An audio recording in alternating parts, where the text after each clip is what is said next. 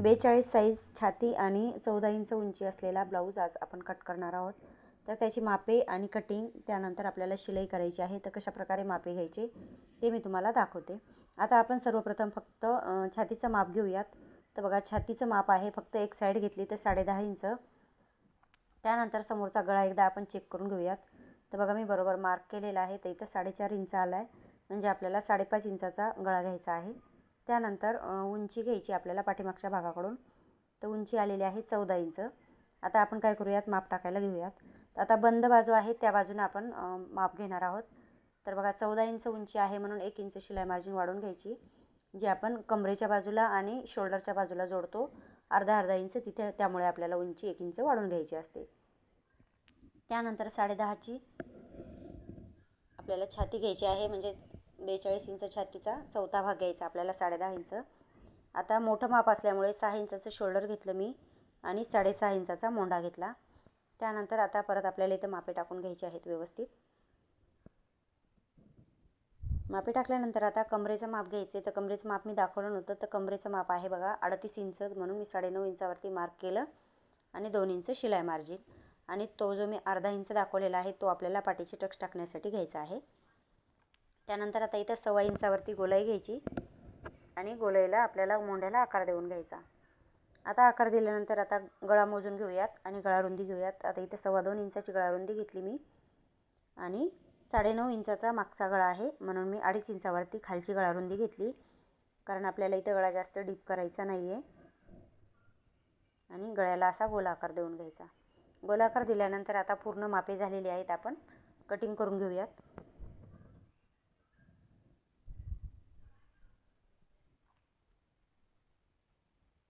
आता ही कटिंग झाल्यानंतर समोरचा भाग आपण पेपरवरती कट करूयात, म्हणजे आपल्याला वाढीव कटोरी काढायला सोपं जातं. तर मी एक पेपर घेते, न्यूजपेपर, आणि त्यावरती मार्क करून घेते. आता मार्क केल्यानंतर समोरचा भाग आपल्याला वाढून घ्यायचा आहे आणि समोरचा भाग आपल्याला कशा प्रकारे मार्क करायचा आहे ते मी तुम्हाला दाखवते. सर्वप्रथम तर आपल्याला मोंढ्याचा जो गोलाईचा भाग आहे तो अर्धा इंच कमी करून घ्यायचा आहे. त्यानंतर समोरचा गळा 5.5 इंचावरती आणि अर्धा इंच आपल्याला कटोरीचं माप, म्हणजे असं 6 इंचावरती मार्क केलं मी आणि गोलाई दिली. आणि आता आपल्याला इथं 1 इंच समोरची उंची वाढवून घ्यायची आहे. हे लक्षात घ्या की आपण मागच्या बाजूला 1 इंच शिलाई मार्जिन वाढवतो आणि समोरची जी बाजू असते फ्रंट साईड ती आपल्याला 2 इंच शिलाई मार्जिन वाढवावी लागते. तो कोणताही ब्लाऊज असो, कटोरी असो, फोरटक्स असो किंवा प्रिन्स कट असो. आता बघा, इथे 1 इंच मी शिलाई मार्जिन वाढवून घेतली, मोंढ्याला अर्धा इंच गोलाई कमी करून घेतली आणि पूर्ण भाग कट करून घेतला. आता आपण क्रॉसपट्टी आणि कटोरीचे माप टाकूयात. तर इथं 4 इंच आणि 3.5 इंचाची मी क्रॉसपट्टी टाकत आहे. तर क्रॉसपट्टी तुम्हाला टाकता येत नसेल तर क्रॉसपट्टी कशी टाकायची, छातीचा 12वा भाग आपल्याला क्रॉसपट्टीसाठी टाकायचा असतो. तर बघा, मी 4 आणि 3.5 इंच टाकलेला आहे. त्यानंतर 6.5 इंचाची आपल्याला इथं कटोरी घ्यायची आहे. तर कटोरीसुद्धा तुम्हाला जर टाकता येत नसेल तर तुम्ही अंदाजे न टाकता आपण छातीचा 6वा भाग आपल्याला कटोरीसाठी काढायचा असतो. जो आपण मोंढ्यासाठी काढतो तोच आपल्याला कटोरीसाठी सुद्धा काढायचा असतो. तर इथं आता मी 40 इंच छातीच्या हिशोबाने घेतलेला आहे कटोरीचं माप, कारण कटोरी जर आपण 7ची काढली तर कटोरी खूप मोठी होती, म्हणून मी 6.5 इंचाची बरोबर कटोरी काढून घेतलेली आहे. तशी तर 6वा भाग म्हटलं असतं कटोरीला तर 7 आली असती, 7 इंचाची कटोरी. मग ती जरा जास्त मोठी झाली असती, म्हणून मी 6.5 इंच म्हणजे अर्धा इंच कमी करून घेतली. आता आपण काय करूयात, डायरेक्ट ब्लाऊज पीसवरती पूर्ण मापे टाकून कटिंग करून घेऊयात. आता हे कटिंग केल्यानंतर आपण जी कटोरी काढलेली होती त्या कटोरीवर आपल्याला वाढीव कटोरीचे मापे टाकायचे आहेत. त्यामुळे व्हिडिओ तुम्ही पूर्ण पहा, म्हणजे तुम्हाला हा हेवी साईजचा ब्लाऊज कशा प्रकारे कट करायचा आणि शिवायचा तो समजून जाईल.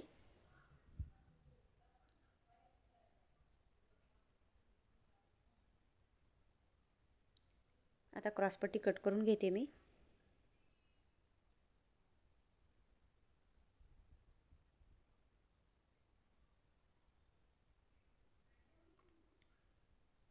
आता क्रॉसपट्टी कट केल्यानंतर बघा, आपल्याला आता जो मी मार्क केलेला भाग आहे कटोरीचा त्यावरती वाढीव कटोरीचे मापे टाकायचे आहेत.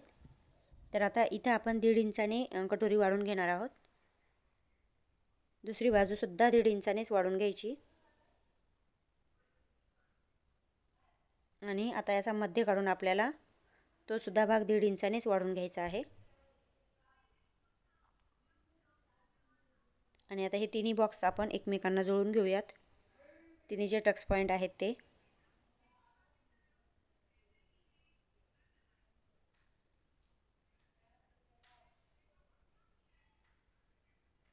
आता आपल्याला वरती अर्धा इंच वाढून घ्यायचं आहे आणि दुसरी बाजू आहे ती आपल्याला फक्त पाव इंचाने वाढवायची आहे. पाव इंच म्हणजे फक्त 2 रेषा आणि याला असा गोल आकार द्यायचा, आपण जसा कटोरीचा दिलेला आहे सेम तसाच. आता हे पूर्ण मी कट करून घेते. आता पूर्ण कट केल्यानंतर मी ब्लाऊज पीस वरती कट करून घेते आणि शिवण कशा प्रकारे करायचं आपण ते पाहूयात.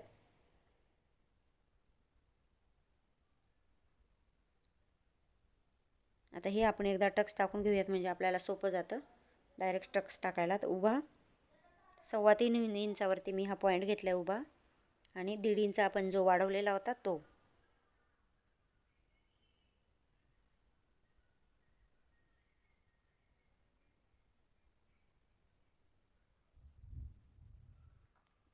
आता कटिंग झाली, आपण काय करूयात शिवायला घेऊयात. तर बघा अस्तरला पूर्ण कापड मी जोडून घेते. आता आपण जेव्हा कट करतो तेव्हा एखाद्या जर ब्लाऊज पीसवरती उभी डिझाईन असेल तर शक्यतोवर आपण कोणताही ब्लाऊज उभ्या डिझाईनमध्ये कट करायचा, म्हणजे त्याला फिनिशिंग छान दिसते आणि जेव्हा आपण शिवतो तेव्हा पण तो ब्लाऊज असा म्हणजे अट्रॅक्टिव्ह दिसतो. त्यामुळे उभ्या डिझाईनमध्ये कट करायचा. जर बसतच नसेल तर एखादा पॉईंट आपण म्हणजे आतमधला क्रॉसपट्टी वगैरे तुम्ही आडव्या डिझाईनमध्ये कट केली तरी चालते, पण शक्यतो उभ्या डिझाईनमध्ये कट करायचं. आता बघा हे जे पॉईंट आपण टक्स मारले होते ते टक्स टाकून घेतले, पॉईंट काढून घेतले आणि साईड पार्टला आता आपण जोडून घेऊयात. ते बघा साईड पार्टला जोडते वेळेस अर्धा किंवा पाव इंच आपल्याला कटोरीचा भाग गळ्याच्या बाजूला जास्त सोडायचा आणि मग जोडायला घ्यायचं. आता जोडते वेळेस अर्ध्या इंचाच्या शिलाई मार्जिननुसार आपण जोडून घ्यायचं आणि 2 शिलाई मारून घ्यायच्या.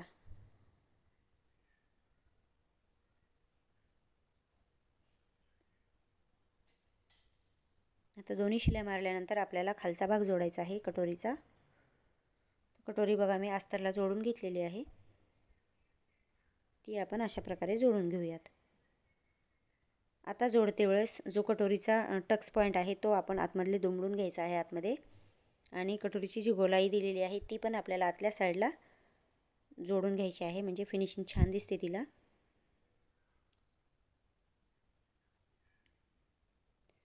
आणि आता हे पूर्ण ब्लाऊज पीसचं कापड मी आतमध्ये टाकलं, ब्लाऊज कट आपण शिवलेला आणि क्रॉसपट्टी जोडायला घेतली. आता ही सरळ करून घ्यायचं आहे पूर्ण भाग. जोडल्यानंतर बघा आता क्रॉसपट्टी किती छान जोडलेली आहे. अशी जर तुम्ही क्रॉसपट्टी लावली तर ब्लाऊजला फिनिशिंग खूप छान दिसते. आता ह्या ब्लाऊजला आपल्याला काजे आणि बटन लावायचे आहेत, म्हणून मी इथं बटनपट्टी तयार करत आहे ती वरच्या बाजूनं. आणि आता हे पूर्ण भाग आपल्याला फोल्ड करून आतल्या साईडला आपल्याला शिलाई मारून घ्यायची आहे. थोडंसं कापड जाड असल्यामुळे व्यवस्थित फोल्ड होत नाही आहे, तर अशा प्रकारे फोल्ड करून घ्यायचं आणि वरतून शिलाई मारून घ्यायची.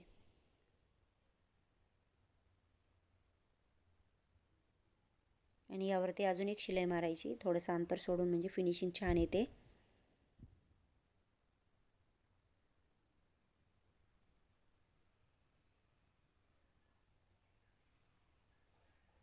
बघा आता ह्या दोन्ही शिलाई मारल्यानंतर गळ्याचं माप काढून समोरचा गळा अशा प्रकारे कट करून घ्यायचा. आता दुसरा भाग पण मी तशाच प्रकारे कट करून घेते आणि शिवून घेते. व्हिडिओ आवडला असेल तर नक्की लाईक करा.